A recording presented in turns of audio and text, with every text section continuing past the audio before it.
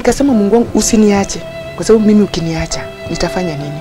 Umechukua baba yangu, umechukua ndugu yangu baba ya watoto, ukachukua mama ya watoto. Nimebaki mkono huu. Ikawa sasa ni safari ndefu. Kila mtu amehang kwa mabega yangu anayo. Uko positive na virus ya kansa.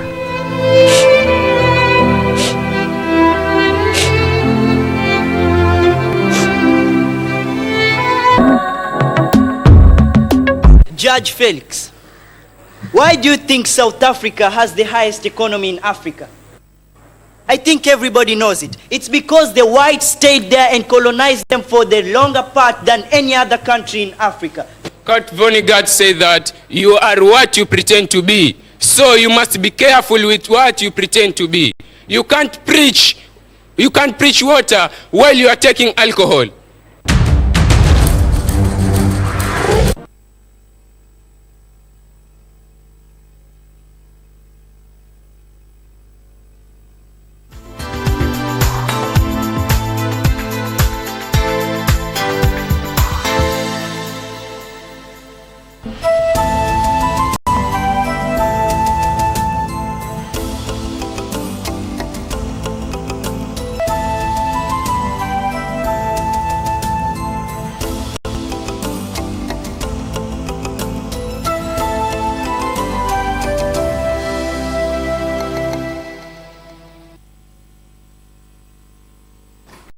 Good evening and welcome to tonight's broadcast. My name is Victor Moyakane. For a glimpse or an idea of what we have in store for you this evening, here are the highlights.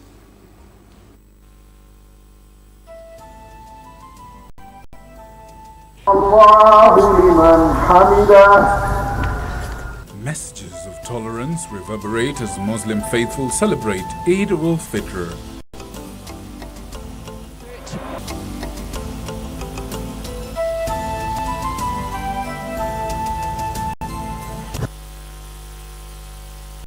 Stephen Dunde is our sign language interpreter this evening.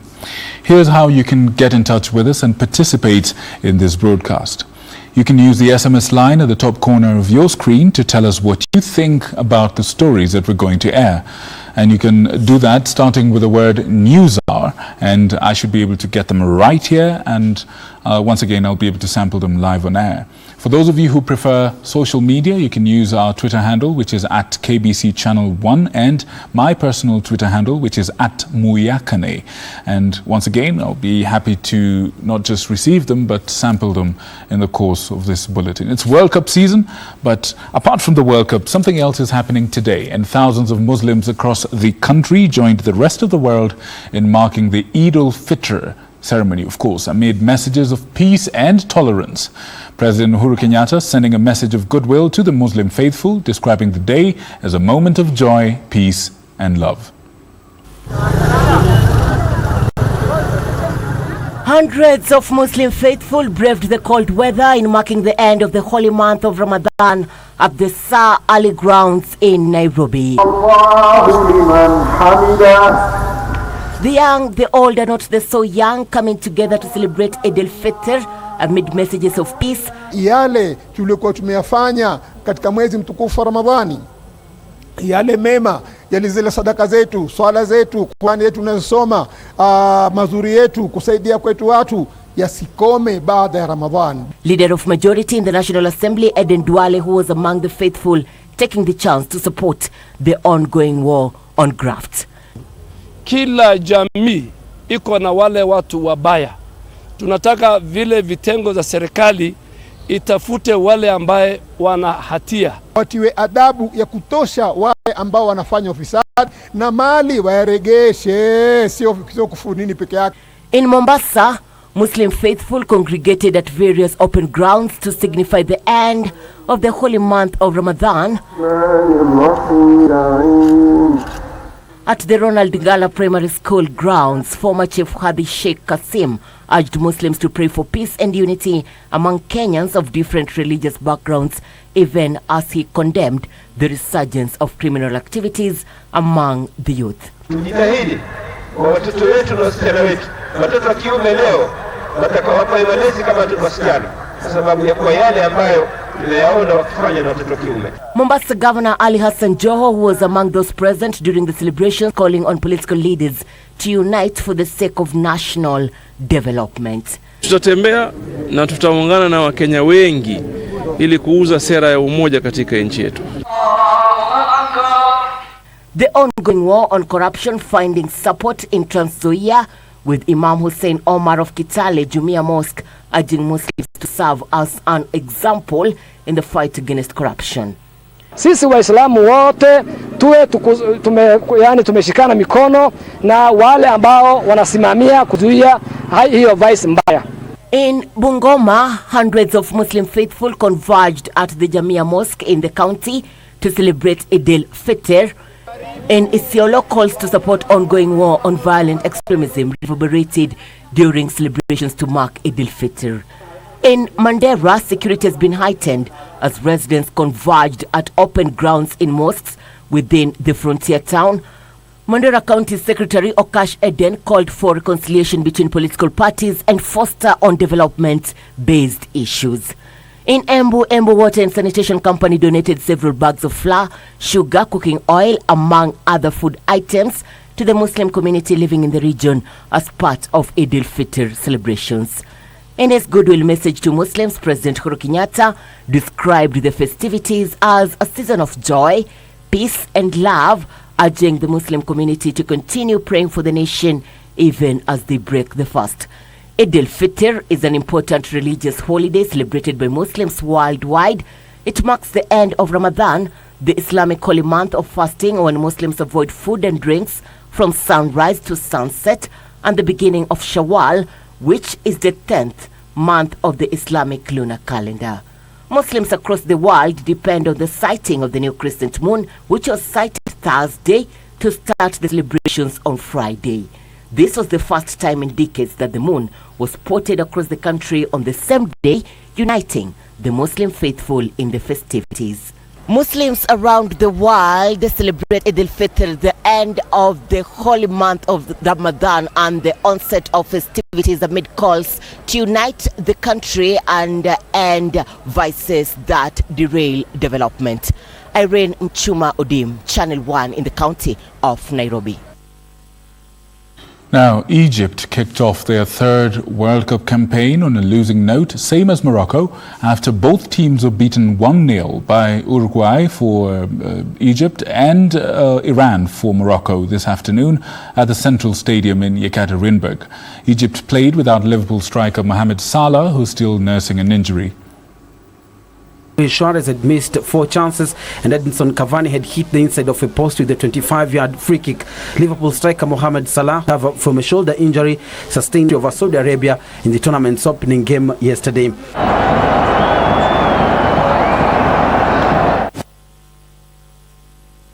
President Uhuru Kenyatta has held talks with the Deputy Prime Minister of Singapore, Tharman Shanmugaratnam, as the two leaders seek to cement bilateral ties between Kenya and Singapore.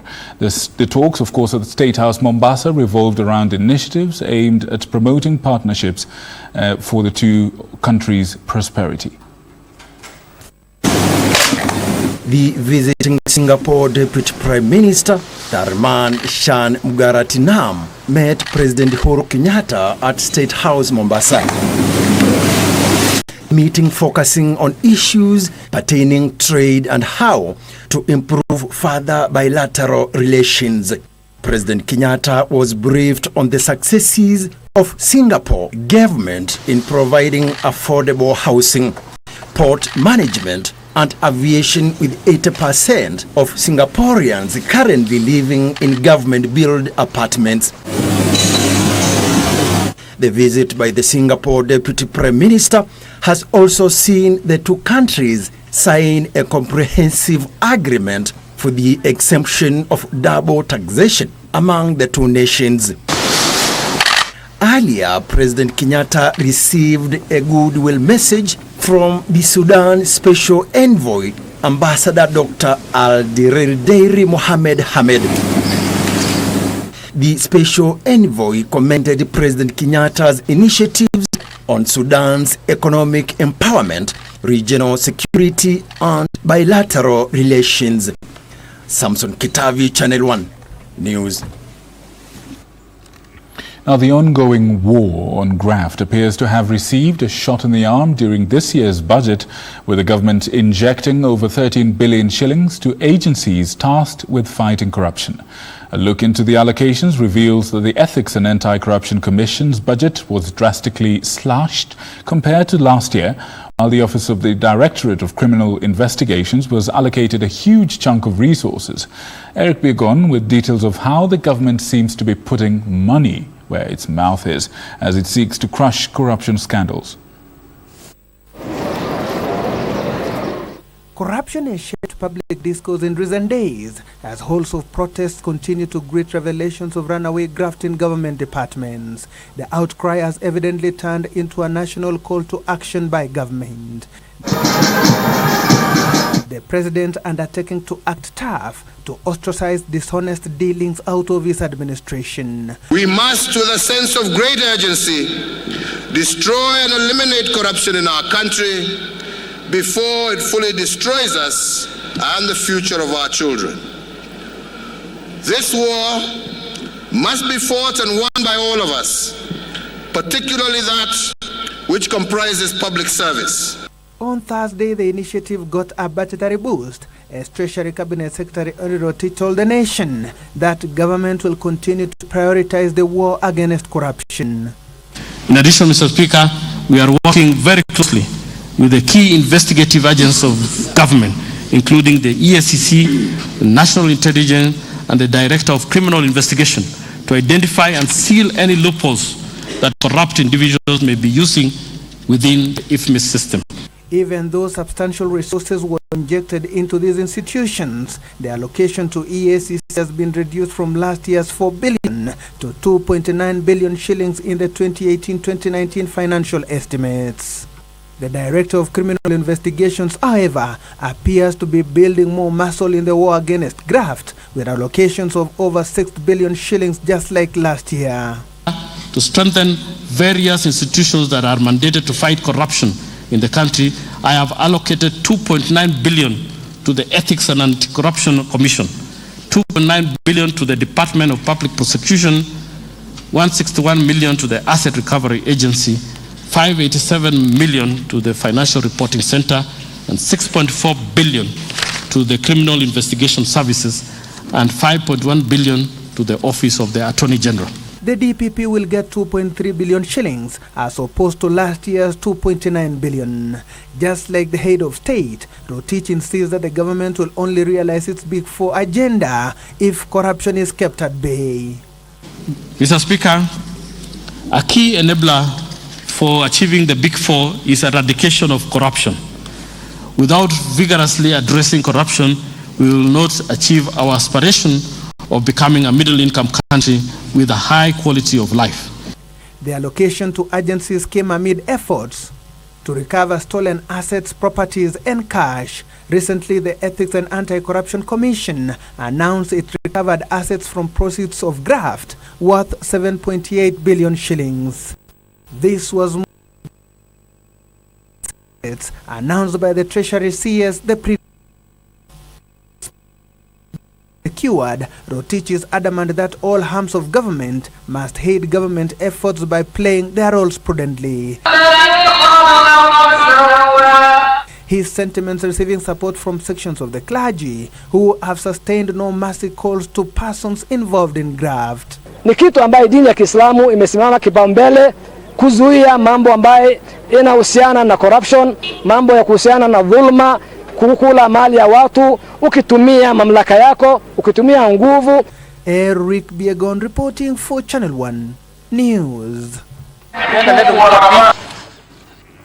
Later on in the course of this bulletin, we shall be bringing you an interview with two local artists by the name of Vector and Sagini, who are going to talk to us about their art and what plans they've got for the future. But in the meantime, police in Murang'a have launched a manhunt for a teacher accused of sodomizing 6 schoolboys in an incident that has raised fresh questions over the safety of learners in the country's schools. The teacher, who is also an ordained priest with the African Independent Church of Africa, rather it does say that it's the African Independent Church, is said to have gone into hiding, apparently, after he allegedly sexually assaulted a Standard 6 boy on Tuesday. The latest development coming barely 2 days after the Teachers Service Commission issued new guidelines aimed at ensuring the safety of school-going children. It is the latest in a series of ugly incidents reported across the country's schools, raising fears over the safety of learners. Ilikuwa siku ya Tuesday, akaniita, alafu alitumana niitwe mwalimu, akanivuta akafungua zip yangu na yake, alafu akaanza kuniguza na huku mbele, akiingiza mikono na huku nyuma, alafu akimaliza akaniambia niende nyumbani. Kuna siku moja Mr. Denge aliniita, akiniita akaanza kuniguza na huku mbele, alafu akaniambia niende darasani, lakini sikuambia mtu yeyote. Ninapenda asikwe. An entire village in Kangema, Murang'a County, thrown into rage after reports that a trainee teacher, who is also an ordained priest with the African Independent Church and who they had put their trust in to bring their children up in the ways of the Lord, had instead preyed on them. Tuko na shida sana ya huyo mwalimu, tunashindwa ni nini mbaya na yeye, sababu huyo mto hawa watoto wa Kayu. Kwanza watoto wa kijana, sijui watu wanawauliza nini, na tunataka serikali iingilie kati ya watoto wa vijana. Na tuko na uchungu mwingi kwa sababu ya huyu mtoto. Sasa tunashindwa watoto wetu watakuwa wanasomea wapi? The reality that their children will now have to live with an emotional scar proving too hard to bear for some. Akaniambia mwalimu ananiita na akanisukusa na huku chini. Mimi akatoa mwili wake akamuonesa, akimuonesa akauliza mtoto huyo, hii siri inatoa kazi gani? Akamwambia ni kuchuchu. Akamwambia ni kuchuchu na akamwambia hakuna kazi ingine inatoa. Akapiga mtoto na akamwambia ende. Mtoto akania. The activities of the teacher in question were exposed after an 11-year-old Standard 6 boy got home late from school, prompting his parents to ask hard questions. Kuna kijana alifika mbele yake, nikamuuliza kwa nini mtoto wangu wako wapi. Akaniambia ako nyuma, lakini aliniambia kuna mwalimu anaitwa Mr. Denge anamuita kila siku, anamuita mara nyingi. Sasa mtoto akafika, akaniambia vile mwalimu alikuwa anamfanya. Kufika Kagema ndio mtoto alitibiwa na akaonekana ni attempted. More revelations of the activities of the man of the cloth emerging from his AIPCA Kihoya Church, where he has been serving. Nasomanga hiyo kanisa ya AIPCA, nilikuanga rafiki yake sana, nilikuwa natembea huko kwake.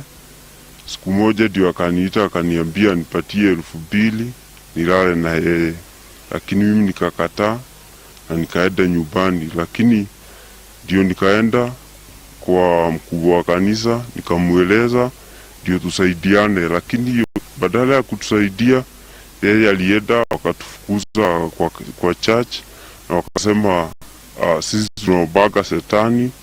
The man in question, having gone into hiding after his dark past was laid bare. Yule Mr. Denge, wazazi wake na marafiki yake wanataka kumaliza hii case. Ati wanasema tulikuwa urafiki na huyu teacher, ati ndio tuko na uchungu na muwekelea ati tuko na urafiki na muwekelea hiyo mambo yote. Sasa mimi nashindwa kama mama mtoto wananiwekelea na kuna watoto wengine wanatoa na kuna tumeandikisha statement Kagema police station. Mimi nataka serikali igilie inisaidie juu ya hiyo mtoto. hata tukiongea na huyu mtoto anasema atarudi shule Kayu. Juu watoto atakuwa wakimchekelea na kumtega. Sasa mimi nataka serikali nisaidie na mimi. Yeye ni pastor wa kanisa wa IPCA. Lakini yani sisi tukimuona ni mtu mzuri sana, hata hatukujua ni shetani gani anamuigilia. Kangema Police Boss Baron Kipkoech says his office has already launched investigations in the claims as they seek to gather solid evidence for possible prosecution.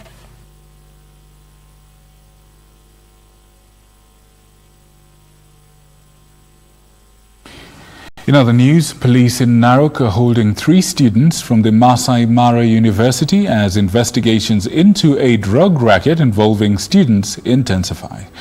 The suspects, alongside 3 other accomplices, are said to have been making cakes laced with drugs for sale to students at the university and its environs.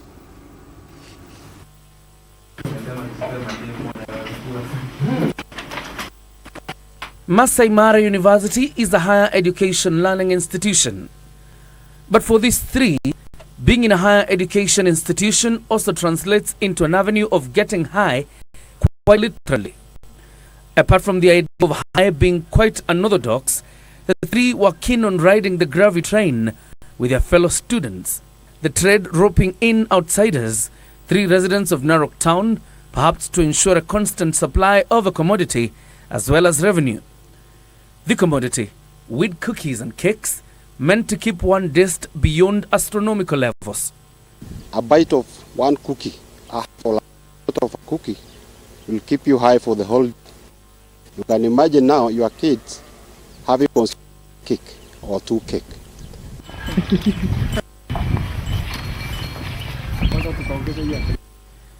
But like the proverbial house of cards, the moment of tumbling down was nigh. The Directorate of Criminal Investigations, acting on classified information from members of the public, pouncing on the 3 merchants of death. And so inside the house, the ingredients of the weed cakes with strange substances other than cannabis were recovered, alongside what is used to heat the ingredients into the desired product, a microwave.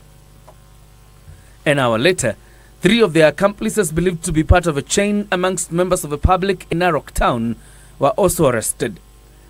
Narok CID boss Zachary Karaoke is calling on parents to monitor their children in institutions of higher learning, following revelations that they are likely to be recruited into drug cartels or proscribed organizations. Landlord also to be monitored.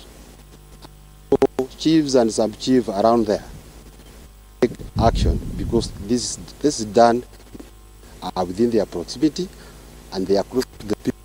Those are the law enforcement agents. The 6 will be arraigned in court on Monday. John Jacob Curia, Channel 1 News. Right, we now take a short break. We'll be right back with a lot more. Please stay tuned.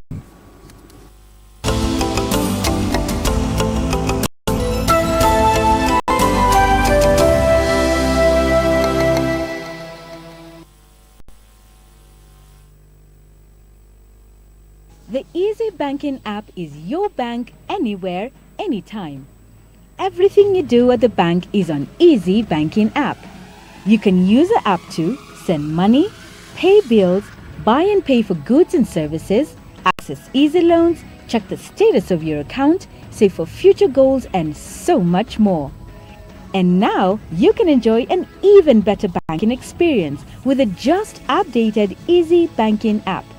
Loaded with a great suite of powerful features, so you're always in control of your banking lifestyle wherever you are. Download the Easy Banking app from Google Play Store or App Store and link your Equity Bank account.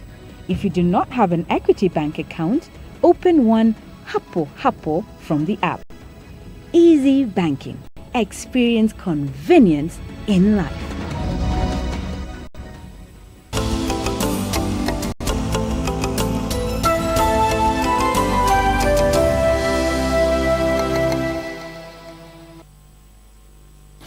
Welcome back. Now, they say that a dream does not become a reality unless you put in determination and hard work. Such is the story of 16-year-old Natasha Wanjiru, who almost missed out on formal education after her mother, a single mother of 5, could no longer afford to pay her school fees. And as the world prepares to celebrate the Day of the African Child tomorrow, we highlight her inspiring story and her newfound purpose to ensure that underprivileged girls are able to access a decent education.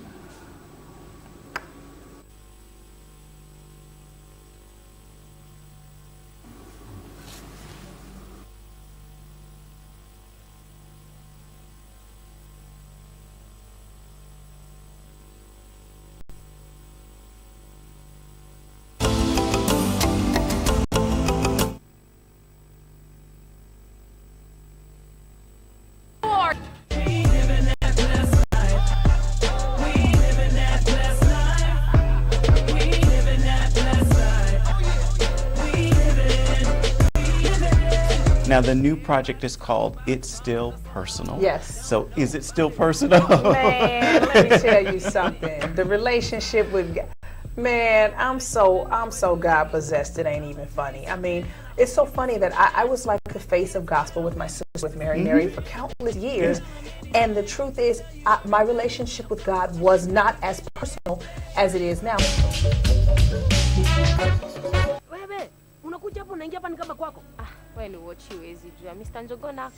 I want you to finish this job by tonight. And if you cannot finish it, you can as well consider yourself as having lost your job. They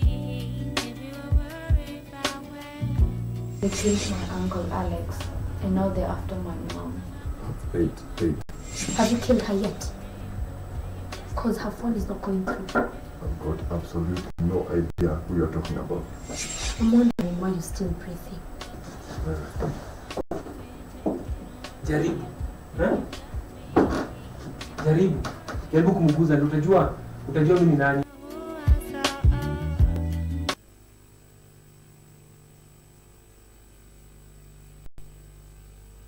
Wewe, unakuja hapo unaingia hapa nipa kwako. Wewe ni watch huwezi jua. Mr. Njogona. I want you to finish this job by tonight. If you cannot finish it, you can as well consider yourself as having lost your job. They killed my uncle Alex, and now they're after my mom. Wait. Have you killed her yet? Because her phone is not going through. I've got absolutely no idea who you're talking about. I'm wondering why you're still breathing. Jaribu. Jaribu kumguza ndio utajua mimi nani.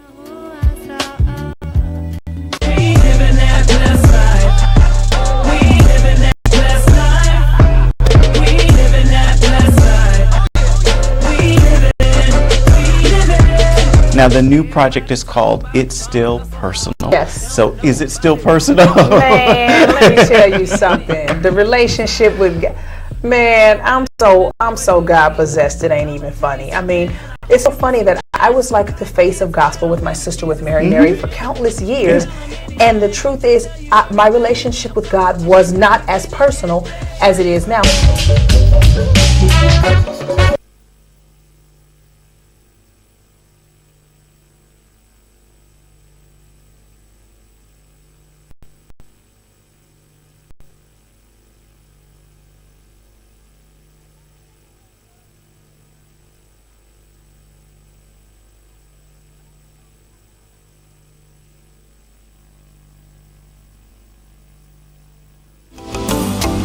We would like to take this opportunity to apologize for the technical problem we had earlier that interrupted the story that we had shared with you before. But now we beg your indulgence and we ask to repeat the story. Now, they say that a dream does not become a reality through magic, but through determination and hard work. Such is the story of 16-year-old Natasha Wanjiru, who almost missed out on formal education after her mother, a single mother of 5, could no longer afford to pay for her school fees. And as the world prepares to mark the Day of the African Child tomorrow, we highlight her inspiring story and her newfound purpose to ensure that underprivileged pupils acquire a decent education. Take a look at the story. I used to go to school in a public school in class 5, and when at that time my brother was joining secondary school, so it was hard for my mother to pay school fees for both of us. This was back in 2015. It is here at Bridge Academy that her star began to shine again. Fast forward to 2018, Natasha Wairimo is telling a different story. I'm 16 years old and I'm currently a student at Episcopal High School in Virginia, USA. She, however, remembers vividly her mother's struggles. Bridge was affordable for my mom, but she still struggled to pay school fees for us, even though it was affordable. At the age of 12, she learned to make sacrifices for her younger siblings. I had to protect my little sister, make sure that I sacrificed things for her, and make sure that even though she's passing through all this, that she promised her a good future. Her situation doing little to dent her childhood dreams. When I joined Bridge after staying for a month in school, I had to stay out of school again for almost 2 terms, almost a year, and I was called by my class teacher at that time, and he offered to pay my school fees for class 6. So I went back and I learned very well.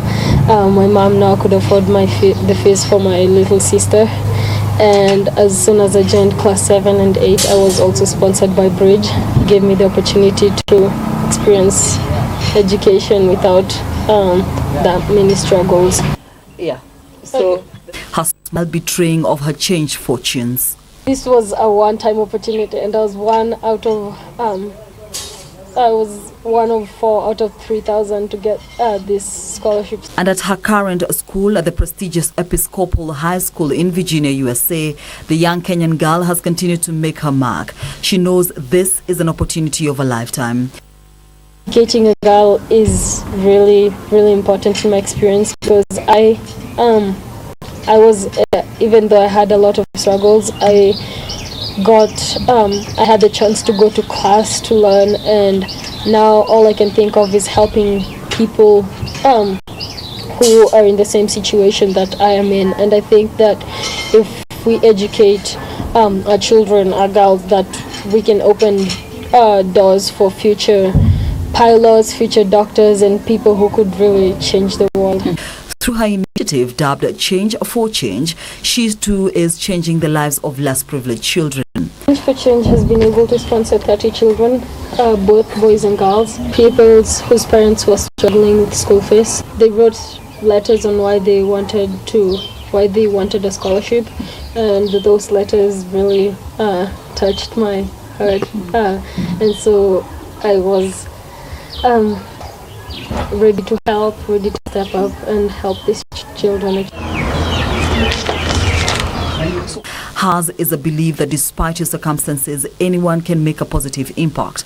I feel motivated to talk to other teenagers, children who might be giving up on their dreams, that not to give up, that these little things that people do, they can grow and help make a difference in someone else's life. Came back for first term break from my girls, and the results had actually come out 3 weeks ago, but I wasn't told. So when I came back and found out, I was feeling, I was feeling excited, I was feeling happy, I was nervous, very, very nervous, because this was a one-time opportunity, and I was one of 4 out of 3,000 to get this scholarship, so it was. Her mother says her daughter is not only her pride and joy, but knows she's an inspiration to many. People who know what we went through actually can't give up after seeing where Natasha is today and where we are today. Shannon May, the co-founder of Bridge International, has applauded the government's efforts not just to provide education but ensure that these institutions are safe.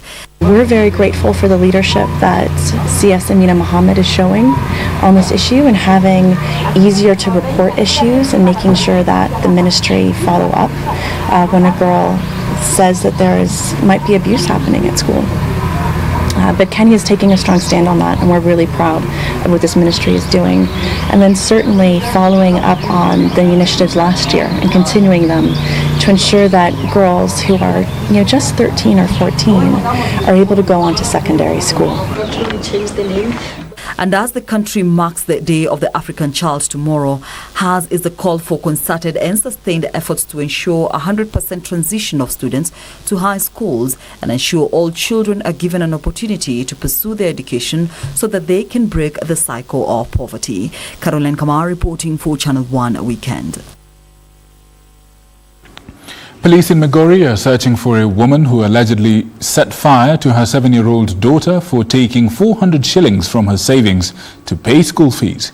Elsewhere, a family in Mombasa is seeking justice over the death of their kin in what they say was a case of medical negligence. Details of this and other highlights, of course, in our County News Roundup. Police in Migori are searching for a woman who allegedly set fire to her 7-year-old daughter for using 400 shillings without her consent. The woman is alleged to have tied up her daughter, doused her with paraffin before setting her ablaze. The girl is admitted at Migori Level 4 Hospital with serious burn wounds. Tumejaribu kumpea madawa ambao namsaidia kwa ajili ya hiyo uchungu na pia tunaendelea kutibu hiyo mkono. Lakini bado hiyo mtoto ako na uchungu. And a family in Mombasa is seeking justice over the death of their kin in what they say was a case of medical negligence. The family of Ruben Shisia is accusing the Coast General Provincial Hospital and Premier Hospital of failing to offer first aid services to their ailing relative, leading to his death.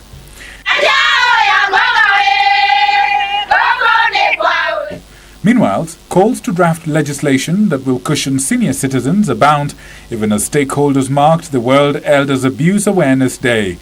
Ruth Wanza of the Compassionate Hearts organization says that a lack of definite laws on the rights of the elderly has seen most Kenyans suffer neglect during their sunset days, further calling on the state to improve the living conditions in the country's prisons. She spoke at a charity event at the Langata Women's Prison. We would be very glad if they did a home for them, home for the elderly in prisons, and they are treated in a better way. Meanwhile, the Kenya Forest Services has initiated discussions with environment stakeholders within Kilifi County and locals as they seek to find lasting solutions to the problem of illegal logging. We were just making a follow-up with this stakeholder workshop just to engage with each other amongst ourselves as stakeholders of this county to see how best we can look for a lasting solution for the management of our woodlands. And lack of coordination between national and county governments in the implementation of the Alcoholic Drinks Control Act has been cited as a major impediment in the ongoing fight against illicit brews. Speaking in Nyeri during the launch of the Court Users Committee, the senior principal magistrate at Karatina Law Courts, Florence Masharia, said that liquor licensing was a weak point in the chain, observing that despite the law spelling out the conditions that must be met before issuance of permits to alcohol outlets, counties continue to license them to operate in contravention of these national guidelines. The mandate of giving the licenses has been given to the County Alcoholic Drinks Regulation Committee and the Sub-County Committee.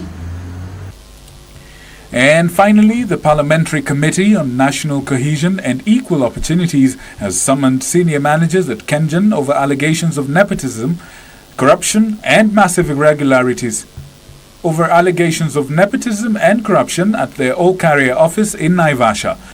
The management of the power generating company has been accused of showing obvious favoritism to their kin during employment. They are giving jobs to their kith and kin. So that is why Naivasha people cannot get employment. If you want to see the corrupt, if you want to see where corruption is made, manufactured and processed, go to Kenje. People think that they process power. But their power is basically based. Their common denominator is what we are seeing here, corruption.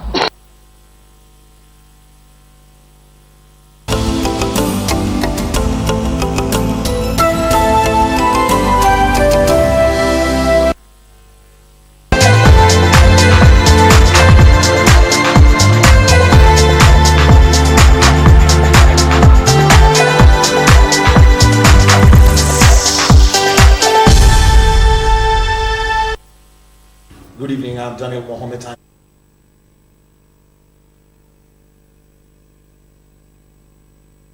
Spain, and this is in Sochi, Portugal. Spain won with Cristiano